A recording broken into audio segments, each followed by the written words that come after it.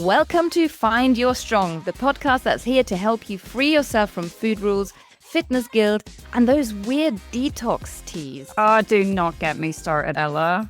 All right, I won't.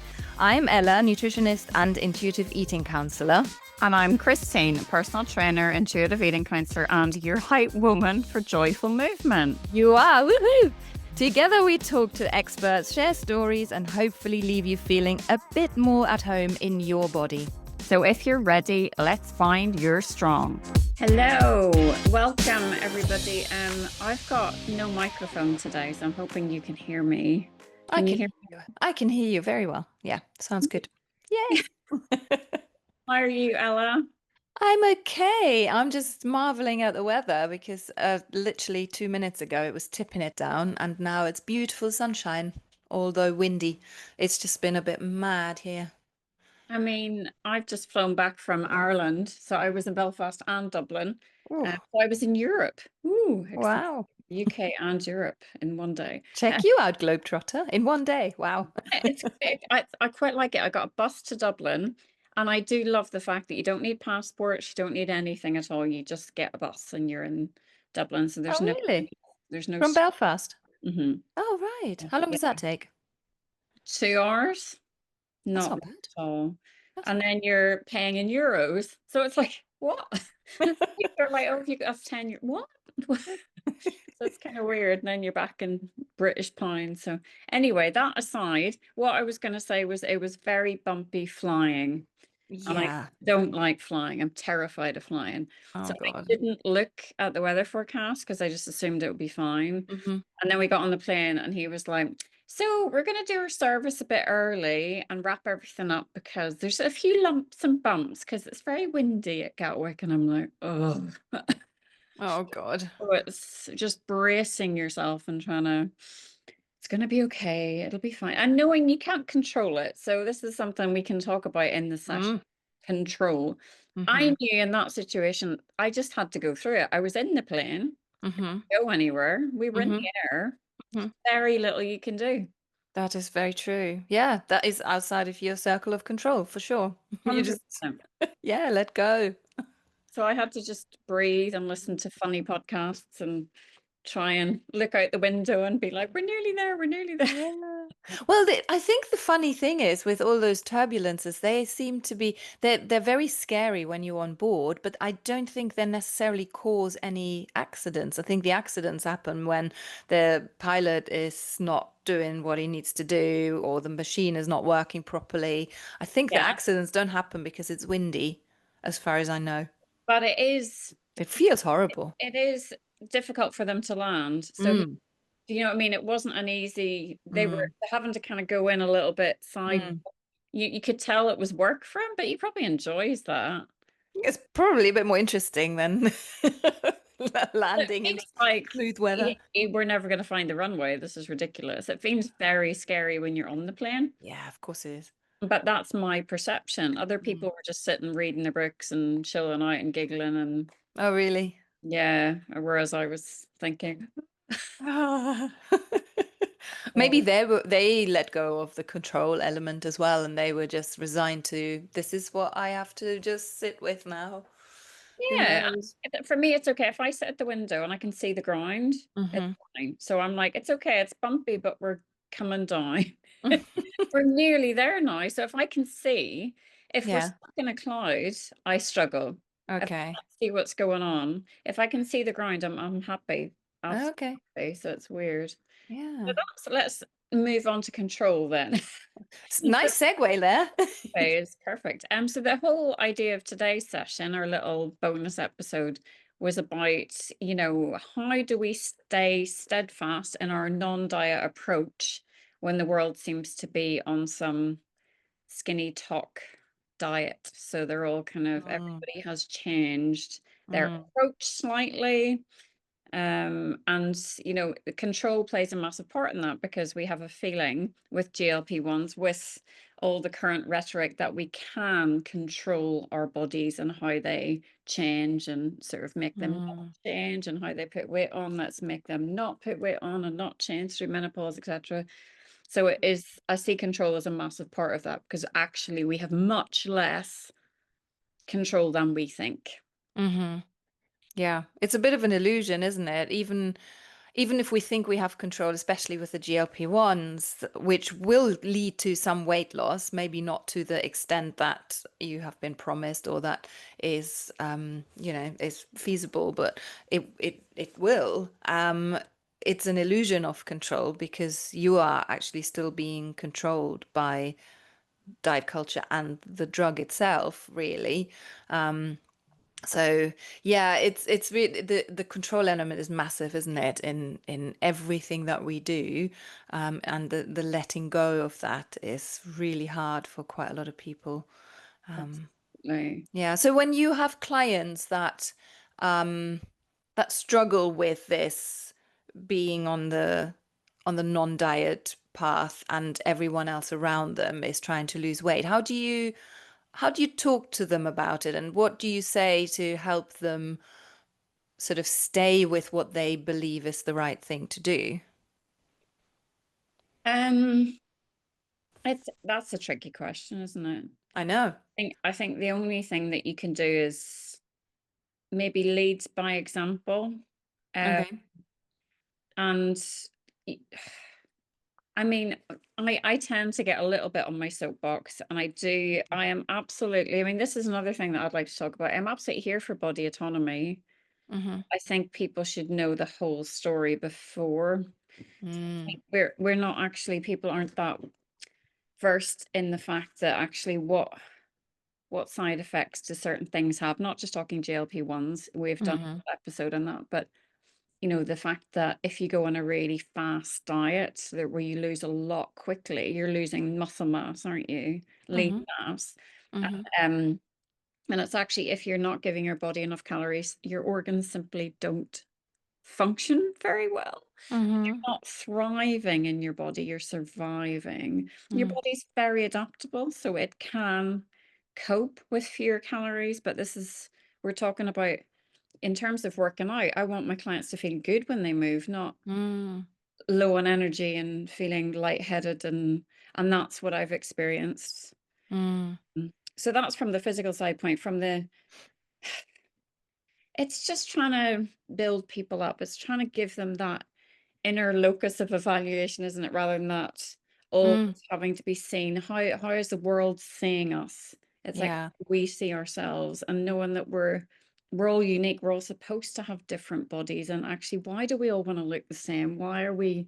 It's Mm, questioning, why do we all want to look the same and give in to the diet culture rhetoric? Because there's a bit of me that's quite angry and wants to protest, mm, and not just say, okay, well, you know, and it's easier. Certainly, there's privilege, there's thin privilege all over the place. But if it's a nightmare, so to maintain that thin privilege for so many people, it's not their natural body shape, or it's mm, not their set point, their natural weight. So mm, it's fight. You're going to be fighting your body mm. constantly. And that's not easy. That's not fun. That's not, No. to me, that's not privilege. That's, I don't know. Yeah. Thing. Yeah, it's certainly not sustainable. No. Yeah, I don't know. It's a tricky one because this is coming up with most of my clients at some stage, doing my work with them. Um, I always ask the question, what's stopping you from going back to restriction or dieting or taking weight loss drugs? Because I think that is an important question. They they work with me for a reason. But I'm with you there, body autonomy all the way. You know, you can do with your body what you feel is the right thing to do and what you want to do with it. I'm not judging. I'm not here to tell you what you can and can't do. But I ask the question, what is stopping you? And literally every single person, maybe bar one or two that I've worked with, have this incredibly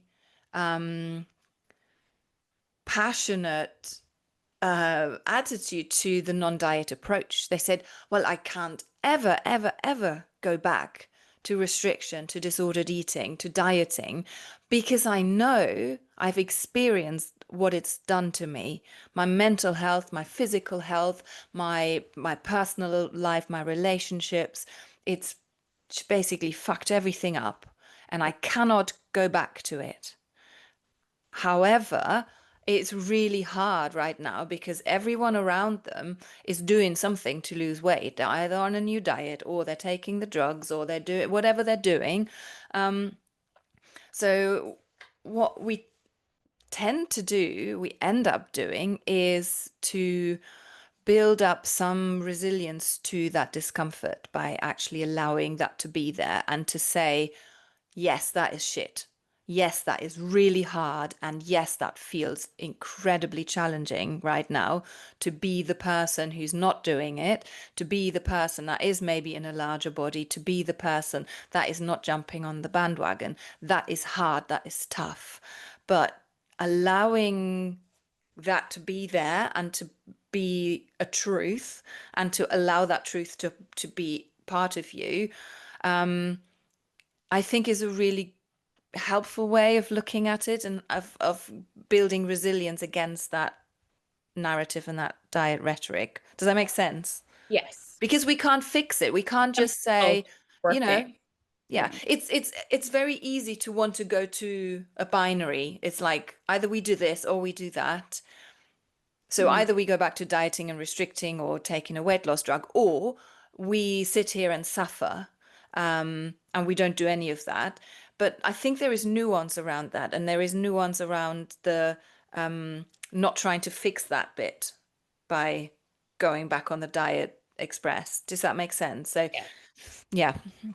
Yeah, I think knowing that it's totally natural to have the desire Mm, to have a smaller body because that mm-hmm, is all that we see mm-hmm, and that's all that's praised to a mm-hmm, large extent in the media, mm-hmm, film and TV, mm-hmm, Um, so that's what we're seeing. So it's natural. mm-hmm, Um, what would you say? The one thing that I would say, what do you say to people that go, but I feel more myself when I'm smaller?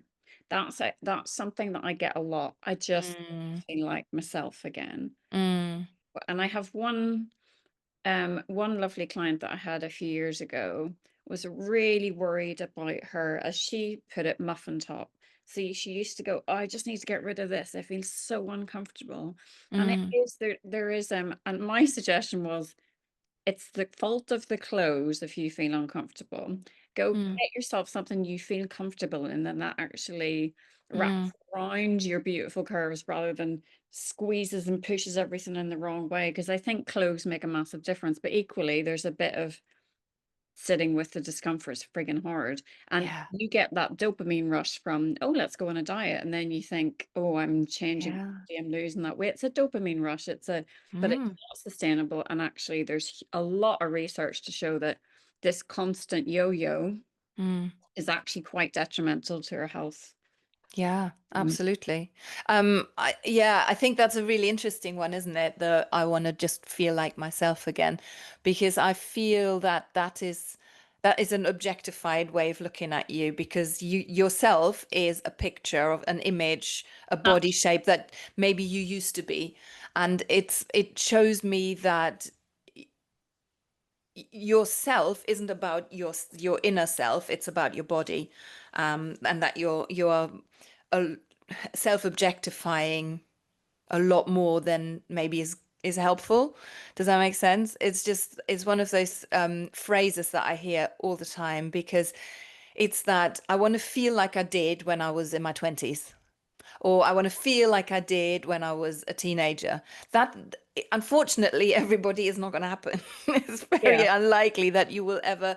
It's like going back in time. We haven't got a time machine. We can't feel in that body again. But what we can do is we can work on feeling at home and ourselves in the body that we have here and now. And I think that's where we need to focus when we work with people to kind of help them along the way of feeling at home in their body, in their here and now body, rather than in the body that they used to have or that they think they feel themselves in. I sort of, on that note, it's kind of it's not really a tangent. I think it's on the same line. We'll Oh, see. not a tangent, Christine. I think it's similar. I am a big fan of watching things like the Emmys and the I love TV, and the Emmys were last night broadcast from Oh, Hollywood. yeah. Did you watch it live? No, I didn't watch it live, but I was hoping of hopes that the show Somebody Somewhere won everything because this is a little show, and the protagonists are, I would say, in inverted commas, normal people, as in they have diverse body shapes. Hmm. They are not Hollywood beautiful, even though they're all absolutely beautiful people. Hmm. And it is just a really mixed bunch of people and the show is very different from the glamorized shows that you would get Hmm. in Hollywood. And one guy, Jeff Hiller, look him up, he's absolutely brilliant. He was nominated for Outstanding Lead Actor in a Hmm. series. And I was like, please. It's Bridget Everett. I don't know if you've heard of her, but she created this beautiful show and it's so What heartwarming is it called? called Somebody Somewhere. Oh, do you know what? It just popped up as you might also like on my, is it on It's Netflix or something? it's on HBO, I think, sadly. I've seen But it somewhere. Yeah. he won. He won. Oh, And it good. was like, oh, thank God. But he was sort of talking, he's written a book called Actress of a Certain Age, and he talks about his looks and how he's not conventionally good looking, Mm-hmm. which that's in his words, which he has accepted. And it's, he was bullied at school, but Mm. now he's kind of finding his own, finding him who he is and what his Mm. quirks and his kind of what makes him stand out as he is. And what Mm. makes him stand out is because he's himself.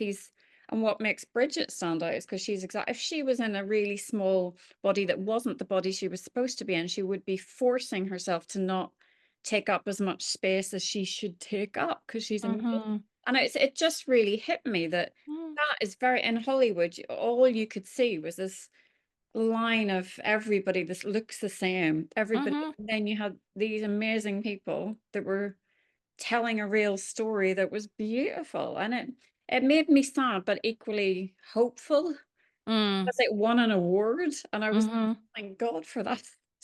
We It need more of that. We need more visuals, don't we, of yes, people, representation. yeah, representing normal But people. what when I'm watching that, Bridget Everett is not in a small body, she's in a larger body, but she is so beautiful. This is what I'm saying. It's beauty is not one size, one certain look, but it's just because it's forced down your throat all the time. That's what you think you should be. Mm. It's, and I know I'm being cliched and everything else, but it is about realizing that you are completely different from anybody else and trying to Mm. just be yourself and trying to just it's Mm. hard, isn't it, Ella? It really is hard. Yeah, it is hard because that is the minority, and the majority of what we are exposed to is not that. It's, the 99.9% of the films and series that we watch have got those very thin, Nine very conventionally, to use that term, beautiful people, that, if we compare ourselves to them, that makes us all feel crap. So, on top of that, you have the weight loss narrative in in the office or wherever you work, and it's really hard to go up against it. But like what you said right at the beginning about sort of control, the control element is, I think, really important because we have that illusion of being able to control all of these things, just like those stars are able to control things. But what we don't know is how shitty they might feel when they can't eat the meal that is being presented to them because they're on a diet or because they have massive side effects from weight loss drugs. We don't see all of that. We just see the glamour and the appearance at, say, the Emmys or in the TV program. We don't see all of the side effects that What come is with the it. cost when you're living in a body you don't like, Mm, constantly trying to manipulate and force yeah, submission and beat into, and yeah. that's just recently things like that have been really hitting me. Your Mm, life is so short, and yeah, this is our only best yeah, to do everything, to do yeah. all of our work, and we are hating on it, and we are I forcing know. it to do all of this, not feeding it when it wants to be fed, and ignoring Hmm. its cues, and Mm-hmm. And it's working its ass off to just Yeah. help us keep Yeah. alive and do all the things, Yeah. and I know that's really easy to say, but I agree with you that it's that objectified body versus the living body Mm. that I think Stephanie Michele was talking about, Mm. wasn't it?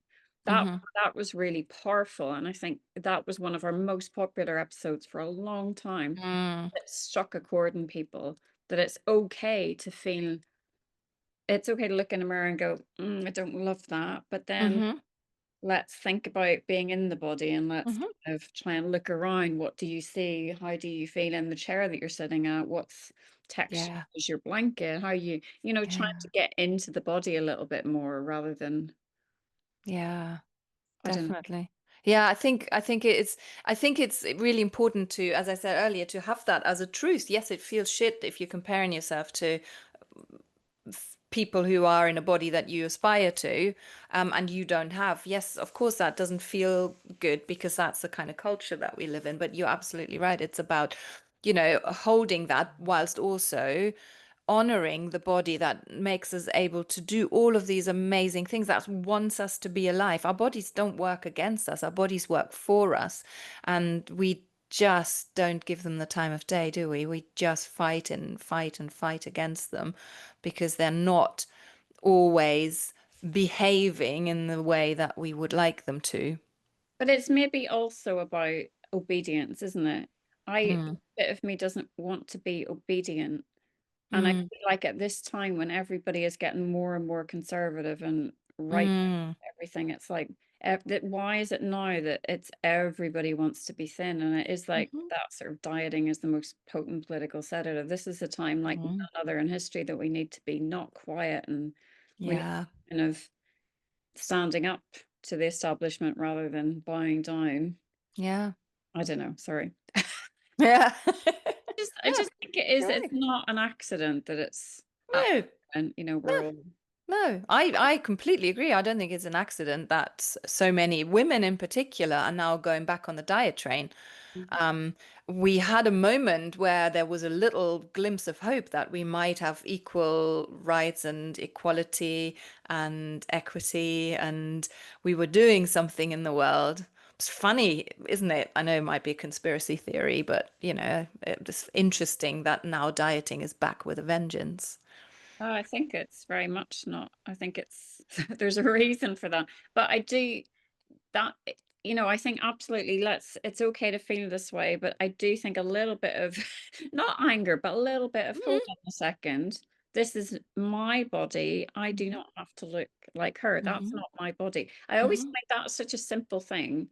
But and somebody said this once in a yoga class, don't look at anybody else because that's not your body. Mm, What she can do with hers, it doesn't make any difference to you because that's mhm, not your body. mhm, Yours does 100 things that body doesn't do in different ways. mhm. So it's as simple as that, that our bodies are not supposed to look the same and they're not No, supposed to be the same size or no. do you know? Or do the same things. Yeah, absolutely. I had a really interesting example of exactly that last week. So you'd be very pleased to hear that I've started a dance fit exercise class. Yes, I'm dancing. Yes, I am. Finally. It's really interesting because I'm by far the youngest in the group, I think, but it's really good fun. I It's sort didn't of mean to look shocked. No, I know. Well, it's sort of ballroom steps, but as an exercise. Oh, And I exciting. thought, oh my God, I'm just so crap at this. I can't even follow the steps.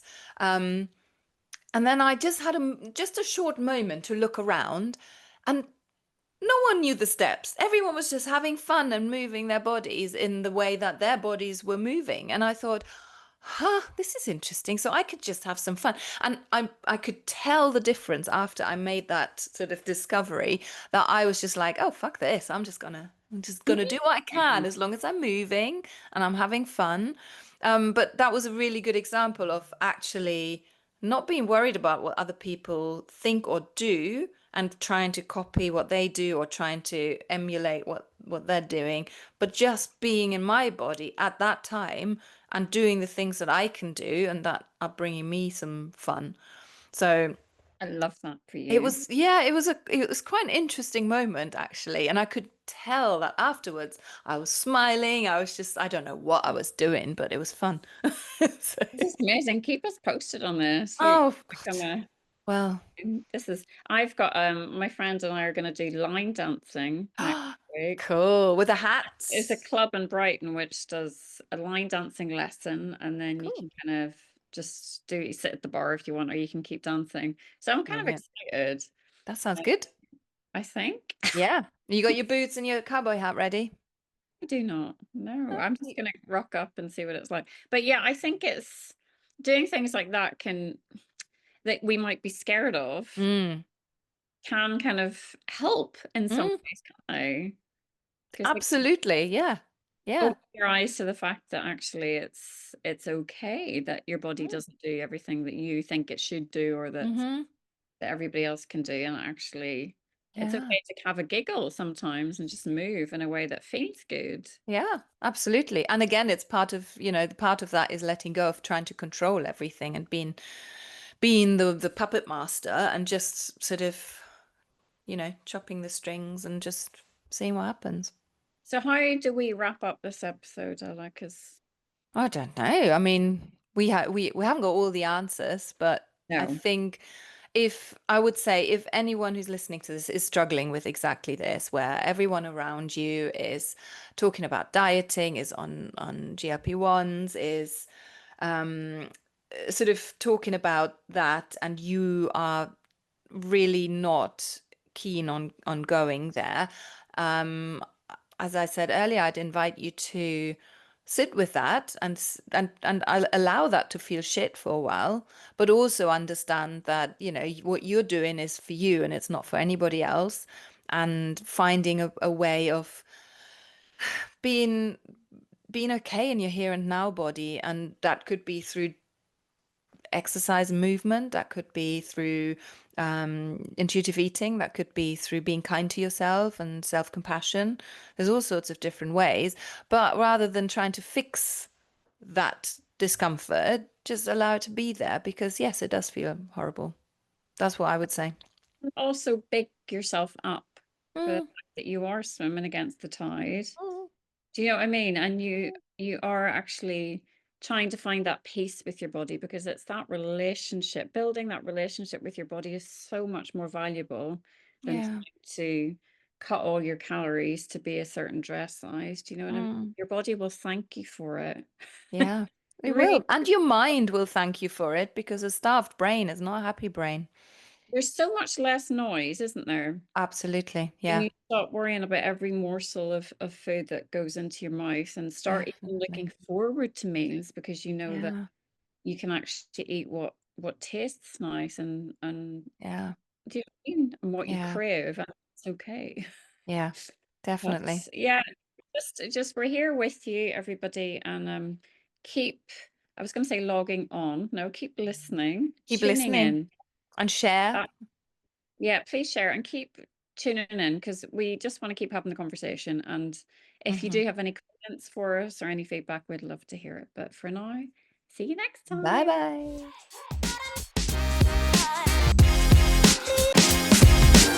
bye.